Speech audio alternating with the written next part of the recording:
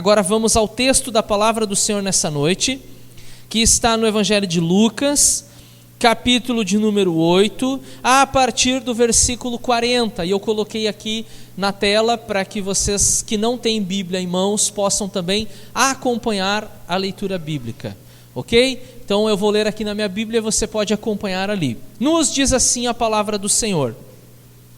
Quando Jesus voltou, uma multidão o recebeu com alegria, pois todos o esperavam. Vocês lembram que domingo passado nós falamos que ele atravessou o mar da Galileia, chegou na terra dos Gadarenos e agora ele está voltando da sua viagem, tá? Então é justamente esse momento da leitura que nós estamos. Ele voltou, e aí uma multidão estava esperando que ele voltasse. Então um homem chamado Jairo, dirigente da sinagoga, veio e prostrou-se aos pés de Jesus, implorando que fosse à sua casa, porque sua única filha, de cerca de 12 anos, estava à morte. Estando Jesus a caminho, a multidão o comprimia, e estava ali certa mulher que havia 12 anos vinha sofrendo de hemorragia, e gastara tudo o que tinha com os médicos, mas ninguém pudera curá-la. Ela chegou por trás dele, tocou na borda do seu manto e imediatamente cessou sua hemorragia. Quem tocou em mim? Perguntou Jesus. Como todos negassem, Pedro disse: Mestre, a multidão se aglomera e te comprime. Mas Jesus disse: alguém tocou em mim. Eu sei que de mim saiu o poder. Então a mulher, vendo que não conseguiria passar despercebida, veio tremendo e prostrou-se aos seus pés. Na presença de todo o povo, contou por que tinha tocado nele e como fora instantaneamente curada. Então ele lhe disse: filha, a sua fé a curou, vá em paz. Até aqui. Hoje nós vamos ficar até aqui. Nós começamos a leitura com um problema de saúde e no decorrer da leitura surgiu um outro problema de saúde. Vocês perceberam isso? Primeiramente, Jairo chega a Jesus: Jesus, tu vai ter que ir na minha casa porque a minha filha está praticamente morta. Aí Jesus diz: não, eu vou contigo. E aí eles estão indo em direção à casa de Jairo, a multidão toda seguindo Jesus, e no decorrer, durante esse trajeto, essa mulher que sofria com essa hemorragia, a famosa mulher do fluxo de sangue, dependendo da tradução bíblica que você usa, essa mulher vem, toca na roupa de Jesus. Um outro evangelista registra, porque ela dizia consigo mesma: se eu apenas lhe tocar, serei curada. E então Jesus para no meio do trajeto e diz assim: quem me tocou? Mas como assim quem te tocou? Todo mundo está esbarrando em ti, está todo mundo passando, tocando, é uma multidão à sua volta. Mas ele não disse, mas entende-se que alguém o havia tocado de uma forma diferente, porque Jesus percebe que dele saiu poder, saiu virtude. E Jesus disse: olha, alguém me tocou porque de mim saiu poder.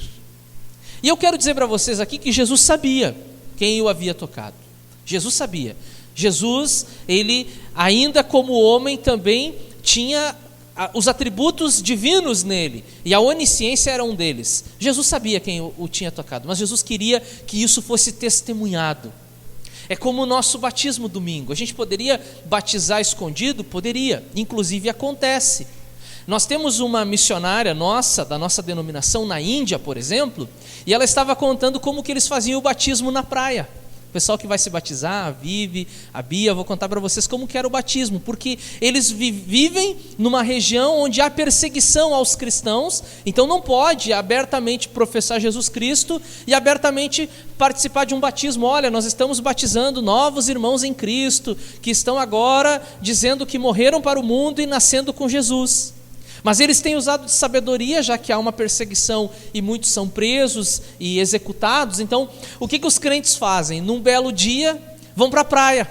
A gente vai para o sítio, né? Os crentes lá vão para a praia, nós vamos para a praia fazer um piquenique, fazer um passeio, mas ninguém diz que é igreja, tudo ali, né, clandestinamente acontecendo, e eles ficam jogando futebol, jogando vôlei na praia.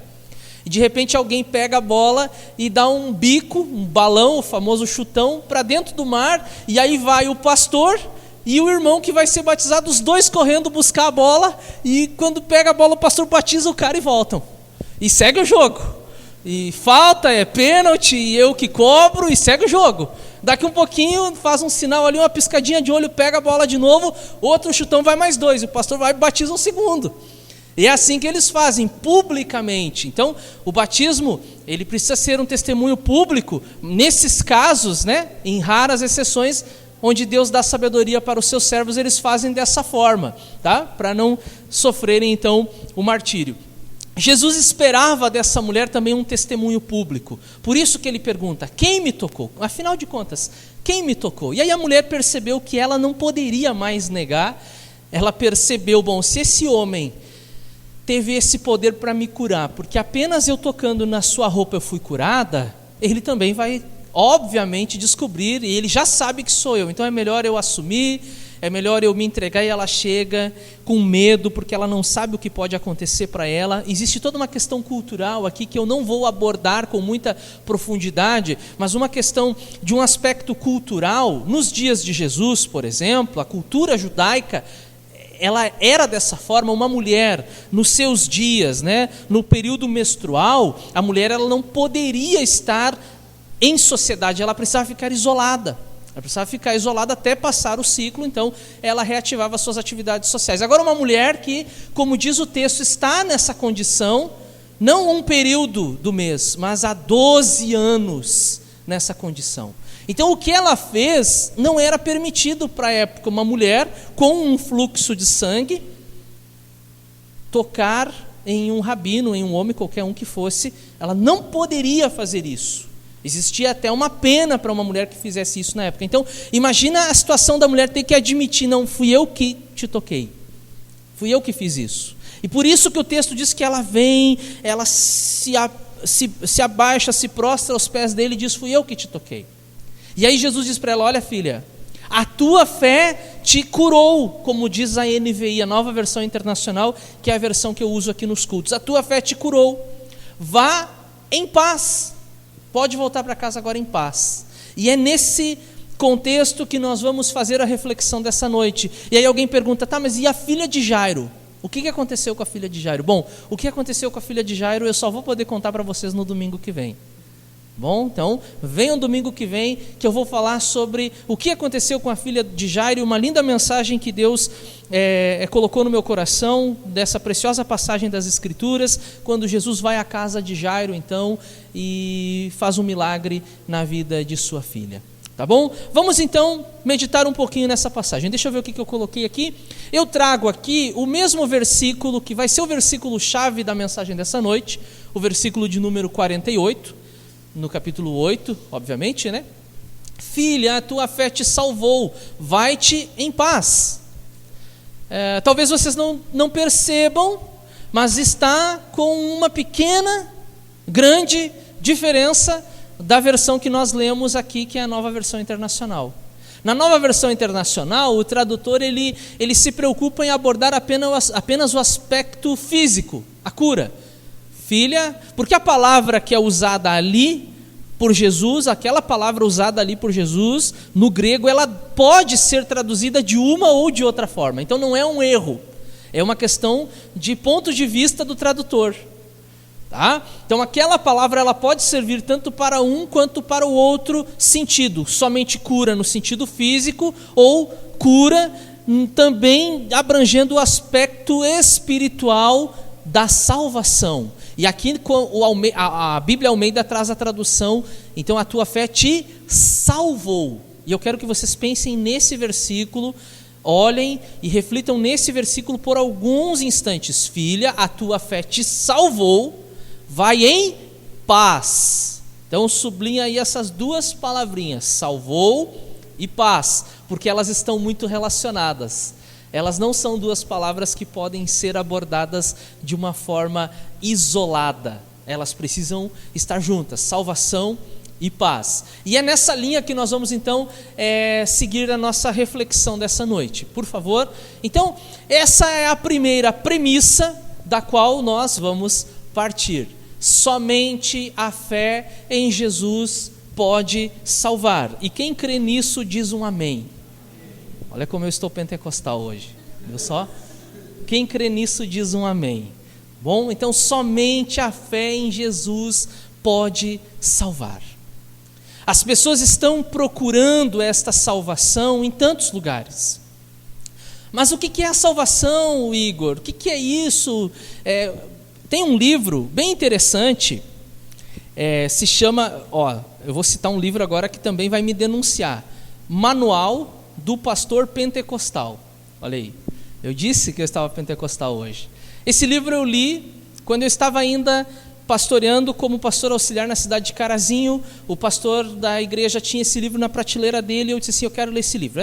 Era da grossura do Gruden, assim. Peguei aquele livro, eu terminei ele em 30 dias, porque o livro é maravilhoso. Não sejam preconceituosos com o nome. A gente pensa, o que esse livro tem para me acrescentar? É maravilhoso. Manual O Pastor Pentecostal. É um conjunto de temas que são abordados nesse livro. São vários autores, então não tem como eu citar o autor para vocês, porque cada capítulo ele é escrito por um especialista numa área, um é especialista em pregação, outro é especialista em aconselhamento pastoral, outro é especialista em administração eclesiástica e assim por diante. E quando eu li o capítulo sobre pregação, esse livro influenciou muito a minha vida, porque esse livro ele fala sobre a linguagem do pregador. Às vezes, dependendo do contexto, o pregador ele adota uma linguagem que só ele e aqueles que fazem parte do grupo dele entendem o que ele está falando. Nesta noite vai ser manto, irmãos. Coisas desse tipo. Entende? Então, quem está envolvido com aquele meio evangélico que usa essa expressão, o pastor disse que hoje vai ser manto, então vai ser manto mesmo. Mas quem está visitando e pessoas que não estejam muito inteiradas desse grupo, mas o que é isso, manto? Será que eles estão com frio, vão puxar ali uma coberta? Eu não entendi o que ele quis dizer. Então, o autor desse capítulo, desse livro, quando fala sobre a comunicação, ele trata essa questão de a gente comunicar a palavra de Deus de forma que as pessoas entendam. E aí ele conta o exemplo de um jovem que foi evangelizar na praia. E aí ele chegava para um e para outro na beira do mar, caminhando na areia, ele olhava e dizia assim, você quer ser salvo? Você aí está procurando salvação? Você precisa ser salvo? Ele perguntava se as pessoas queriam ser salvas. E as pessoas não entendiam, mas salvos do quê? Porque, veja, você está na praia, tem ali o salva-vidas, e está ali com o binóculo olhando para o mar, para ver se alguém está pedindo socorro. E algumas pessoas disseram, mas eu não estou me afogando, eu vou ser salvo do quê? Aí ele tentava explicar, entrava num assunto, discorria aquele assunto, até que a pessoa entendia que salvação não era algo literal, no sentido de alguém que foi ao mar, está se afogando, não sabe nadar e precisa ser salvo, né? Que o salva-vidas jogue um colete, uma boia para o resgatar. Aí ele conseguia desenvolver essa ideia, mas foi difícil, porque quando a pessoa não entendia o que era ser salvo, ele fazia a segunda pergunta, que era pior do que a primeira. Você não aceitaria ser lavado no sangue do Cordeiro? Imagina a confusão, a pessoa caminhando na praia. Primeiro o cara me pergunta se eu quero ser salvo, eu não estou me afogando, eu estou caminhando na areia. Depois ele quer derramar sangue em mim, que macumba é essa?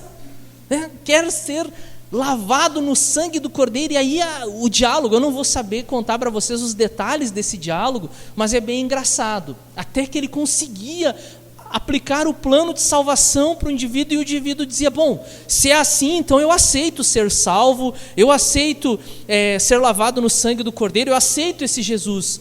Ele orava com o cara na praia ali, né, cheio de emoção por mais uma alma que se entregou a Cristo. E aí o novo convertido agora, lembra, né, da série Maturidade, ele não tinha assistido a série de mensagens aqui do Igor, então surgiram várias dúvidas, né? Bom, e agora que eu sou salvo, o que eu faço? Bom, agora que você é salvo, você precisa se unir a um corpo.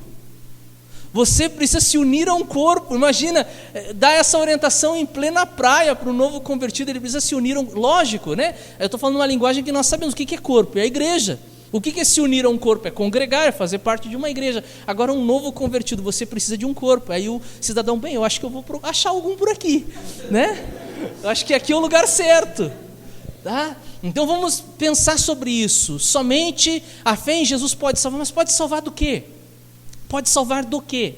Essa que é a pergunta que a gente precisa fazer. E eu tenho falado aqui repetidas vezes, e não é problema repetir, repetidas vezes, que nós precisamos entender que o ser humano, ele já nasceu pecador, e ele já nasceu condenado ao juízo de Deus, e que não há nada nele de bom que o faça ser livre e ser isento desse juízo, desse julgamento, porque haverá um dia de juízo. O Luiz falou aqui, eu não lembro exatamente as palavras que o Luiz citou, mas sobre a vida, sobre a brevidade da vida, né? Sobre o nascer, o crescer e morrer. Isso faz parte da vida, não só do ser humano, mas da vida de um modo geral. Então todos vão passar por isso, a não ser que Cristo volte e encontre aqueles que estão vivos vão se encontrar com Cristo, e aqueles que já morreram vão ressuscitar para se encontrar com Cristo, conforme o apóstolo Paulo aos Coríntios, na primeira carta, capítulo 15. Você pode fazer o dever de casa e ler, então, 1 Coríntios 15, quando chegar em casa. Bom, então todos nós vamos morrer, então haverá sim um dia de juízo. Haverá sim aquele dia de encontro, em que as pessoas vão se deparar com Deus e serão julgadas de acordo com a sua vida aqui. E a gente às vezes pensa que tem alguma coisa de bom em nós. Nós achamos porque nós ajudamos alguém aqui, porque nós fizemos um ato de misericórdia, exercemos misericórdia, benevolência para com alguém, então nós estamos isentos do juízo, e é engano para nós. É um engano, porque não há nada de bom que façamos que possa pagar a dívida que temos. Nós temos uma dívida impagável. A Bíblia toda vai mostrar isso do início ao fim. Nós temos uma dívida impagável. Às vezes as pessoas acham que porque pagaram a mínima lá na fatura do cartão de crédito, aí virou aquela bola de neve, né? Aí no segundo mês ela não consegue pagar, daí no terceiro mês muito menos, e aí, meu Deus, eu estou na mão do banco agora e eu estou com uma dívida impagável. Na verdade, essa até é pagável. Essa até pode ser paga. Agora, a dívida que nós temos com Deus, esta sim, esta é impagável, da nossa parte. Agora, o Evangelho de Jesus Cristo nos mostra alguém que veio ao mundo para pagar a nossa dívida. Você já pensou, você recebeu uma ligação, diz assim, você tem uma dívida aqui com a empresa bancária, e eu só estou te ligando para dizer que eu paguei a tua dívida. Uau! Que bênção! Alguém pagou a minha dívida. Mas eu estou falando de uma coisa pequena, de uma dívida de dinheiro. Mas eu estou agora me referindo a uma dívida maior, que requer a vida. E é uma dívida que, ao ser paga, produz vida. Então, tudo isso é o conceito de salvação na Bíblia. Então, a quem nós vamos recorrer para pagar a nossa dívida? Ou seja, para nos salvar. Quem que pode pagar a nossa dívida? E as pessoas, elas procuram em tantos lugares. As pessoas procuram essa dívida, o pagamento dessa dívida em tantos lugares. Mas a vida delas vai indo de mal a pior, porque essa dívida não pode ser paga por nenhum outro. Somente a fé em Jesus pode nos salvar. A salvação é somente por um ato de fé em Jesus Cristo. Ninguém, nem nós mesmos e nem ninguém pode pagar no nosso lugar. A salvação é um ato de fé em Jesus Cristo. Somente a salvação em Jesus pode nos salvar. E a fé, ou melhor, a frase da mulher, a frase de Jesus para a mulher tratava justamente disso. Olha, a tua fé te salvou. Poderia traduzir como curou, a tua fé te curou. Eu acredito que também, em alguns casos, não são todos, eu não sou imprudente para dizer que em todos os casos onde há problema de enfermidade, se você tiver fé, você vai ser curado. A Bíblia não dá base para isso. Eu vejo um homem de Deus cheio de fé, usado poderosamente por Deus em milagres, o apóstolo Paulo, mas ele próprio não foi curado por algo que ele orou. Ele disse, olha, eu pedi ao Senhor 3 vezes e ele não me curou. Então a gente sabe que nem todos os casos de enfermidade vão ser curados, mas há sim uma intervenção divina em alguns casos, quando as pessoas oram, buscam por fé, né? Alguém esses dias escreveu: olha, Jesus só curou quem tinha fé. Domingo passado eu mostrei para vocês, não falei sobre isso, mas domingo passado foi a prova de que isso não é verdade. O gadareno teve fé em que momento da vida dele? Um cara com uma vida miserável, possesso por demônios, aí depois do que Jesus fez na vida dele, daí fica fácil, né? Depois do que Jesus fez na vida dele, daí fica fácil exercer fé. Então nem todos os casos a gente pode avaliar: irmão, se você orar com fé você vai ser curado. E quando a gente orar por alguém e talvez essa pessoa não seja curada, e talvez essa pessoa até parta para a eternidade, porque isso aconteceu comigo, esse é um drama pastoral. Você entrar num hospital, você ser chamado pela família, ir até a UTI, a pessoa está ali ligada a aparelhos e a gente fica se sentindo tão impotente diante dessa situação, porque a vida, ela é tão passageira. A Bíblia diz que ela é como um vapor. Você sabe quando você esquece a chaleira no fogo lá? As irmãs, principalmente, eu também esqueço, né? Aí sai aquele vaporzinho ali, aí você vai lá e desliga o fogão. Daqui um pouquinho aquele vapor sumiu.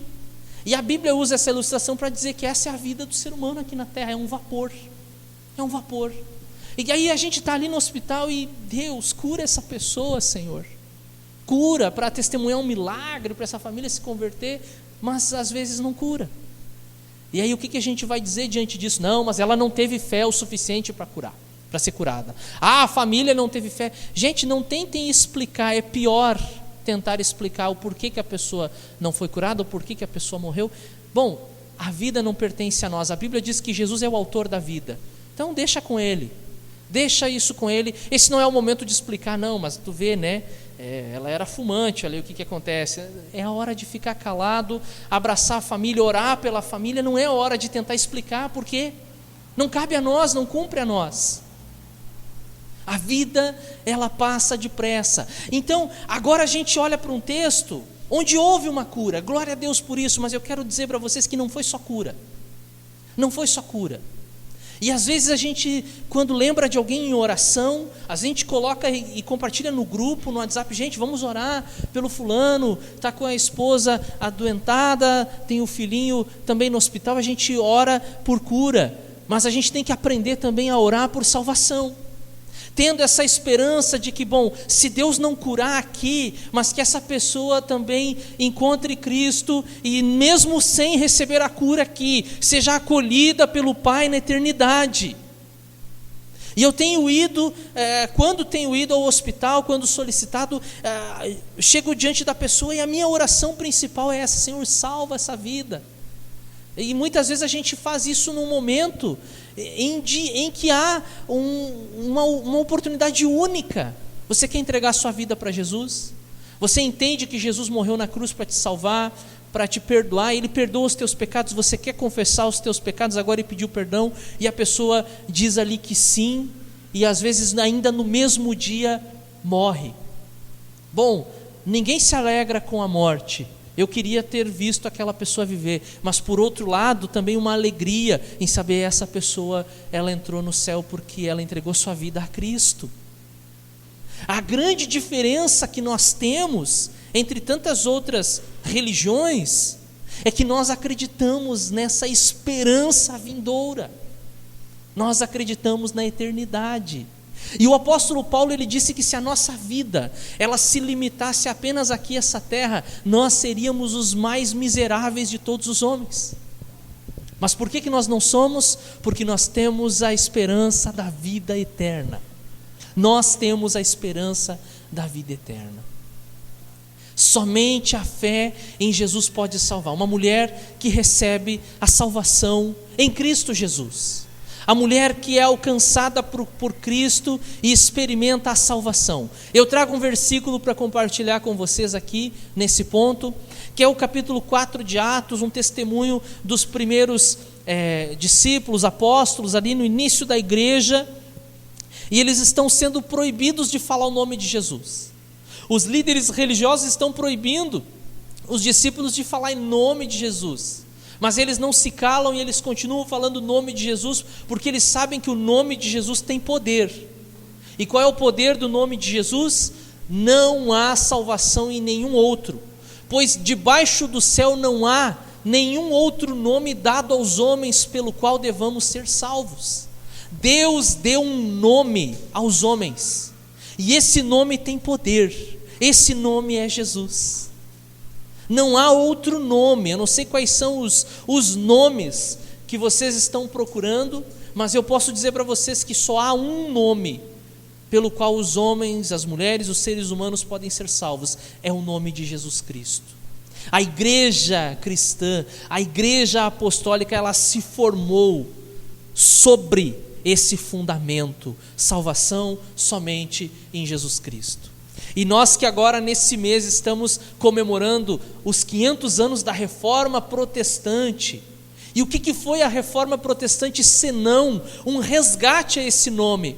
Porque no decorrer do caminho outros nomes surgiram. Não, mas você também pode recorrer a João, mas você também pode recorrer a Maria, você também pode recorrer ao José, você também pode recorrer ao Papa. E os reformadores, a partir de Lutero, levantaram essa bandeira: o justo é justificado pela fé,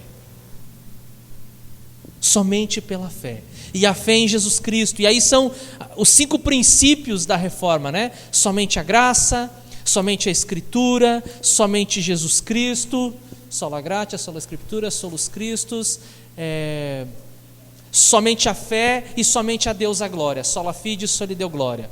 São os 5 princípios da reforma. Então, somente graça, somente Cristo, somente a palavra de Deus, somente a fé e somente a Ele a glória. Não há outro nome pelo qual o que importa que sejamos salvos, é o nome de Jesus. Essa é a bandeira da reforma. Vamos resgatar esse princípio, esse fundamento da igreja: salvação somente em Jesus. Vamos para o ponto 2. E aí então a gente entendeu no primeiro ponto que a gente precisa ter fé em Jesus Cristo, que não há outro onde nós possamos depositar a nossa fé, só em Jesus. Mas a pergunta que nós precisamos fazer antes de dar continuidade a essa mensagem é: o que é fé? Porque o Brasil, meus irmãos, é um dos países que tem mais fé no mundo. Se fosse por fé, a Índia era o melhor de todos, porque a Índia tem fé em tudo que é coisa que você possa imaginar. Tem fé no rato, na barata, na vaca, tem fé em tudo. Mas então nós precisamos desenvolver esse conceito de fé. Eu sei que alguém pode me citar Hebreus 11:1, ora, a fé é o firme fundamento das coisas que não se vê, mas a prova daquelas que se espera. Não é uma crítica ao escritor bíblico, ao escritor sacro, mas esse conceito ele é subjetivo. Depende do quanto que você conhece de fé, você pode aplicar esse conceito: a fé é o firme fundamento das coisas que não se vê, mas é a prova daquelas que se espera. E a gente já está citando esse versículo no piloto automático, né? Ora, a fé é o firme fundamento. A gente já nem para pensar quais são os pontos principais ali. Fé não é apenas uma crença. Se a gente fizer uma pesquisa, pode deixar lá. Se a gente fizer uma pesquisa, vamos sair na rua aqui. Eu tenho aqui as pranchetinhas que eu comprei para a igreja, de vez em quando o pessoal faz o trabalho aí, os seminaristas. Vamos fazer uma pesquisa e vamos perguntar para as pessoas se as pessoas têm fé. Fé, a coisa mais bonita que tem é fé. Eu tenho fé. Nossa, como eu tenho fé. As pessoas vão dizer que tem fé. Você tem fé em Deus? Deus, o Criador, o amor. Deus, não, eu tenho muita fé em Deus. De vez em quando a gente vê no noticiário, né, a cobertura que se faz lá em Aparecida do Norte, ou aqui na Serra, na procissão lá, fé em Deus, os fiéis lá, a procissão, aquela coisa toda de fé, vão colher a Marcela lá na Sexta-feira Santa. Não, o Brasil é um país que tem fé, mas o que é fé? É isso que a gente precisa começar a entender. Acreditar na existência de Deus ainda não é o conceito de fé da Bíblia. Dizer que Deus existe, e Tiago, que escreve a epístola, Tiago é um cara que ele vai direto ao ponto. Você diz que crê em Deus? Grande coisa, até os demônios creem. Olha só, creem e tremem, né? Então, se a pessoa está dizendo que ela crê em Deus, Tiago está dizendo para ela: olha, isso aí não quer dizer nada, porque os demônios também creem em Deus. Ou seja, crer que Ele existe. acreditar na sua existência. Isso não garante nada para ninguém. Eu acredito em Deus. Grande coisa, não vai resolver nada. Crer que Ele existe não resolve a vida de ninguém. Você crer que aquele medicamento que está na prateleira ali vai te fazer bem não resolve nada. Você precisa tomar o remédio. É ou não é? É ou não é, meus irmãos? Né? Crer que você precisa lá do coletinho salva-vidas não vai garantir nada. Se você caiu, o Luiz agora há pouco testemunhou de um cidadão lá da cidade dele que caiu da lancha sem colete, tá desaparecido. Tá? Então crer que o colete é eficaz não resolve nada, precisa usar. Crer que o cinto de segurança diminui, né, o índice de mortalidade nas estradas não resolve nada, você tem que colocar o cinto. E eu estava viajando essa madrugada, chegamos em casa aí 4 e 5 horas da madrugada, eu e o pastor Fabiano, e o carro dele é aquele carro que fica apitando, aquele barulho chato, enquanto o cara não põe o cinto, né? Enquanto o cara não botar o cinto, o carro não para de apitar. E aí ele me contou do irmão da igreja dele que arrumou só o pino da ponta do cinto, sabe? Só a pecinha da ponta que ele coloca ali para o carro parar de apitar, para não precisar ficar com o cinto. Aí ele coloca o pininho ali para o carro silenciar. O cara lá, o engenheiro, já fez um negócio para lembrar o cidadão que a vida dele está em risco. E aí ele é mais esperto que o engenheiro, ele cria um jeito de parar com o barulho do carro para poder andar sem cinto. Então, se você crê que o cinto de segurança é eficaz, não vai resolver nada diante de um acidente. Bate, vai com o rosto lá no volante, salta pelo para-brisa ali, né? Não, mas eu sabia que o cinto de segurança ia resolver a minha vida, tá? Não só crer que Deus existe não vai resolver nada, não resolve. Aí sim, agora eu coloco esse versículo para a meditação de vocês. Olha só, e eu grifei ali crido, de crer, tá? Ou seja, quem crê é aquele que tem fé, do verbo crer, tá? Acreditar. Disse Jesus aos judeus que haviam crido nele, haviam acreditado nele, que haviam depositado fé nele: se vocês permanecerem firmes na minha palavra, verdadeiramente vocês vão ser meus discípulos. Então não adianta eu acreditar em Jesus, não adianta eu acreditar no sacrifício de Jesus. A gente cantou essa música, né? Acredito em Jesus Cristo, acredito no Santo Espírito, acredito nisso, acredito naquilo. Amém. Precisamos acreditar, mas só acreditar que o sacrifício de Jesus salva não resolve. Só acreditar que existe um Deus criador de todas as coisas também não vai resolver. E aí Jesus diz assim: se vocês acreditam, se vocês creram, vocês vão precisar permanecer firmes na palavra, ou seja, são os meus ensinamentos, não é o que você acha. Você já conversou com alguém que acredita em Deus, acredita em Jesus, acredita em tudo, mas eu acredito do meu jeito. Já conversou com alguém assim? Não, eu acredito do meu jeito. Não tem o teu jeito. Não tem o teu jeito de acreditar. Tem o jeito de Deus. Tem o jeito de Deus. A Bíblia é o padrão. Não é o teu jeito, não é o meu jeito. Não, mas eu acho que tem que ser assim, eu acho que tem que ser assim. Deus não está nem aí para o que eu e o que vocês acham. É o que está na palavra de Deus. É como você chegar diante do juiz, lá você foi intimado, você chega diante do juiz e diz assim: juiz, é que assim, eu cumpro a lei do meu jeito. Fala isso lá na audiência. Fala isso para você ver. Não, juiz, eu cumpro a lei do meu jeito. Não é conforme a Constituição, é do meu jeito que eu quero cumprir a lei. Fala isso para vocês verem o que acontece.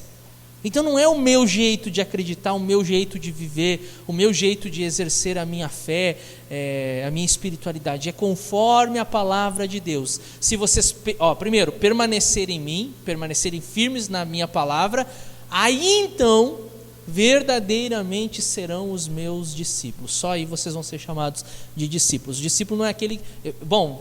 Quem participou aqui da série de estudos O que é ser um discípulo de Cristo sabe o que eu estou falando. Não é só dizer que você é discípulo, né? Os discípulos eram comprovados, eram testados a partir dos frutos, a sua maneira de viver. É algum dos nossos? Não? Vamos lá. A salvação produz a paz que procuramos. Olha só que interessante. As pessoas procuram paz em tantas coisas. Procuram paz às vezes até na guerra, vocês sabiam? Que frase é essa?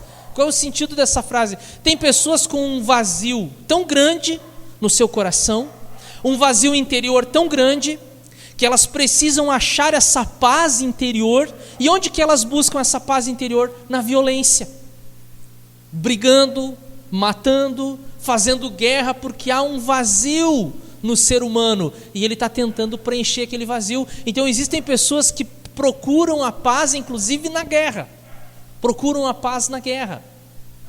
Pessoas que estão procurando a paz, esse preenchimento em tantas crenças, em tantas religiões, acreditando em tantas coisas. Tem pessoas prejudicando o seu próprio corpo, tentando, quem sabe, amenizar uma dor maior, aí se jogam na bebida, se jogam na drogadição. Tem pessoas vendendo o seu corpo, daí se jogam na prostituição. E as pessoas estão com esse vazio, procurando de alguma forma alcançar essa paz interior, essa paz de espírito. Agora a gente está chegando mais para o final do ano, né? Aí virada de ano, 2017, 2018, aí o cara vai lá e acha que a vida dele vai mudar de acordo com a cor da roupa íntima que ele está usando. Não, porque se eu usar branco, você sabe, né? Branco é a paz, o amarelo é o dinheiro. A pessoa não atribui o sucesso da vida a isso. E aí a gente vai ver as mensagens de paz aí na televisão, né? Aquela música, então é Natal, de novo, né? Mais uma vez, tá? Mas onde é que a gente vai encontrar a paz de verdade? Aonde que a gente encontra esse algo ou esse alguém que de fato preenche o vazio interior, que mata a sede da alma, que sacia a nossa fome espiritual? Onde? Quem é que vai fazer isso? Somente Jesus produz isso. A salvação produz essa paz que nós procuramos. Quando a pessoa encontra a salvação, ela não precisa de mais nada, ela encontrou o que ela procurava. Ela tem a salvação em Cristo, e porque Cristo pagou a dívida dela, ela está perdoada diante de Deus, então ela tem paz com Deus. Porque antes ela era inimiga, ela tinha um relacionamento de inimizade com Deus, por conta da dívida que ela tinha para pagar. Mas agora a dívida foi paga. Ela recebeu esse perdão na sua vida, ela se torna um discípulo de Cristo, ela vive a palavra, como Jesus orientou ali no capítulo 8 de João, e essa pessoa é uma pessoa que, embora possa ter problema financeiro, essa pessoa é uma pessoa que, embora possa ter problema de saúde, essa pessoa é uma pessoa que, embora esteja hoje, nós não sabemos disso, mas hoje lá num campo de refugiados na Síria, ou na Coreia do Norte. Eu estava ouvindo agora na conferência missionária que eu fui esse final de semana, um relatório da igreja, os nossos irmãos em Cristo, a igreja que está crescendo na Coreia do Norte, e que muitos cristãos estão morrendo, muitos cristãos estão indo para a cadeia, mas a igreja continua crescendo. E que o ditador lá, o maluco da bomba atômica, diz que a única coisa que ele tem medo é dos cristãos. Porque quanto mais eles matam, mais eles perseguem, mais os cristãos crescem. E aí vocês vão me perguntar: pastor, que paz é essa que essas pessoas estão vivendo lá? Não tem como explicar para vocês, mas é aquela paz que só quem encontrou Jesus alcança. Você pode ser inimigo de todo mundo, mas se você está de bem com Deus, o resto não importa, o resto não interessa. Porque o contrário é dramático. Você pode estar de bem com todo mundo, mas se você estiver de mal com Deus, meu amigo, meu irmão, aí a situação está realmente perdida. Aí nós estamos, como diz o ditado popular, em maus lençóis. Vamos fazer uma reflexão? Primeiro esse versículo aqui, que eu já citei esse versículo aqui umas 30 vezes. Eu vou continuar citando, porque esse versículo para mim ele fala muito. Romanos 5, verso 1, Paulo diz assim: se nós fomos justificados, o que é justificação? É Jesus diz assim: a dívida dele eu paguei, tá? a conta que ele devia eu paguei. Justificação, você foi considerado justo, considerado perdoado, a sua dívida foi perdoada. Então, uma vez justificados pela fé, temos paz com Deus por nosso Senhor Jesus Cristo. Esse é o conceito de justificação na Bíblia, né? Uma vez justificados pela fé, temos paz com Deus.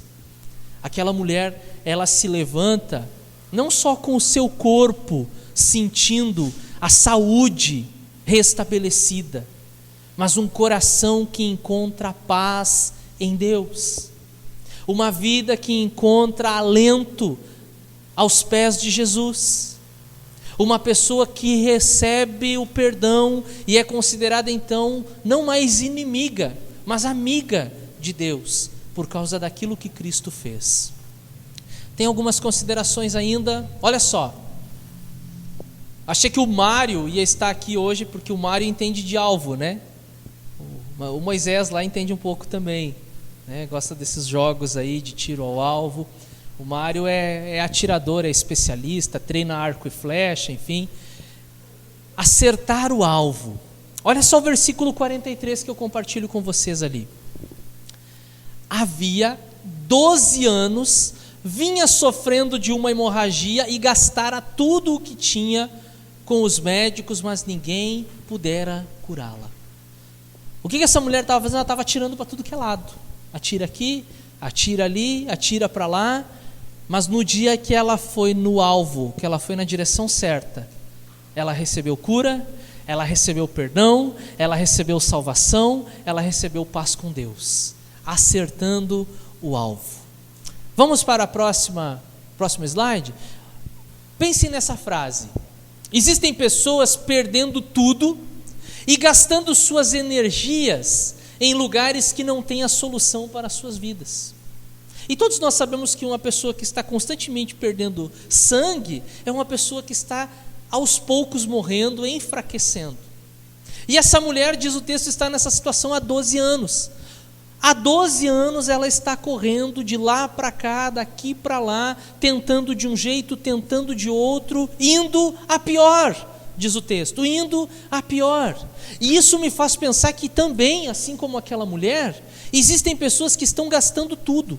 Tem pessoas perdendo a sua família, tem pessoas perdendo os seus bens, tem pessoas perdendo o seu casamento, tem pessoas perdendo os seus filhos, tem pessoas literalmente perdendo tudo e gastando as suas energias em lugares que não têm a solução para as suas vidas. E aí de repente essa vida passa e a pessoa olha para trás e ela vê que ela não pode voltar no tempo, ela não tem como voltar e corrigir, porque a vida passou, ela perdeu seu tempo, ela procurou no lugar errado, ela procurou ajuda no lugar errado. As pessoas estão se perdendo tudo e gastando as suas energias em lugares, em pessoas, em coisas, em crenças, em divindades que não têm a solução para as suas vidas. Tem mais uma frase para a nossa reflexão. Pare de dar voltas e vá àquele que pode te salvar, restaurar e dar paz. Essa frase ela tem um pouco do meu testemunho de vida. Eu fui um adolescente perturbado, além de feio. Vocês viram uma fotinha que eu postei esses dias, com 15 anos? Além de feio, eu era perturbado. Eu procurei em tudo que foi lugar que estava ao meu alcance, procurei na bebida, procurei na violência, me envolvi com espiritismo, me envolvi com umbanda. Aí de repente eu já estava indo na biblioteca municipal pegando livros sobre budismo. Não, agora sim, é Buda, esse sim. E assim foi minha adolescência, dos 15 até perto dos 18 anos, aquela perturbação, via vultos, tinha medo, me envolvia em encrenca, fui me envolver numa briga lá, o cara quase me matou. Estava dando voltas, correndo para cá e para lá e não estava resolvendo nada. E eu costumo dizer, eu encontrei Jesus, ou talvez ele me encontrou, eu não sei explicar exatamente quem encontrou quem, mas eu posso garantir para vocês que a minha vida foi mudada.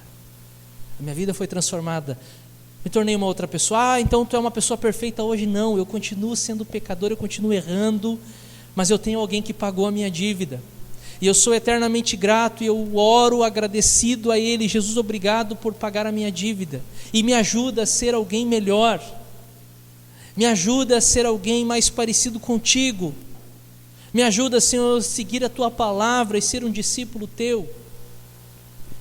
Pare de dar voltas e vá àquele que pode te salvar, restaurar e dar paz. Cristo é o alvo. Cristo é o alvo. Lembra que eu falei acertando o alvo? A mulher durante 12 anos atirou para tudo quanto foi lado, até que ela foi a Jesus. Jesus é o nosso alvo.